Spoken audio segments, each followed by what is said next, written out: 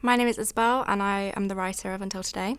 So when I came onto the project, I felt the concept was already quite fleshed out. The heart of the story was there. It was just more figuring out who the characters were and what resolution we wanted to have for them. The period aspect I actually didn't find as difficult as I thought I would. I enjoy watching period dramas, so I felt it came quite naturally to write how they would have spoken. The only problem with that was there's a danger of the language being a bit too flowery, sometimes being a bit too explicit in their emotions. So that was something I really had to practice, was writing with a bit more subtext, which what I found really helped me was just reading other people's scripts. So I read a bit of Normal People just because I think that's something the show does really well, is the characters are talking, but you really have to read into what it is that they're saying. I think the scene that changed the most while we were on set was the terrace scene.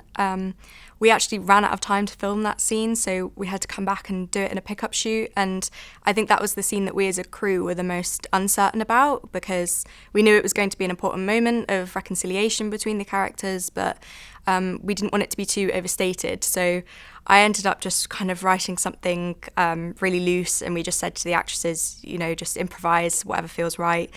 And I think what they came up with was actually a lot better than what I came up with, so I think that worked out well in the end.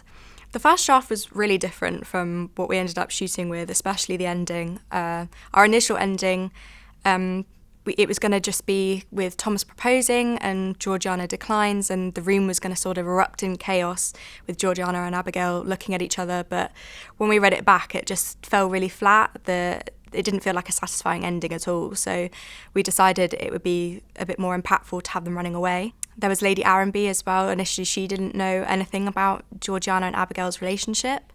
But after our pitch, our executives kind of said that they didn't feel that the stakes were high enough, which completely resonated with us. So we thought, how can we think of a way to push Georgiana to make that life-altering decision in a way that made a bit more sense? And ultimately, we felt the best way to do that was to have Lady Arenby sort of threaten to send Abigail away.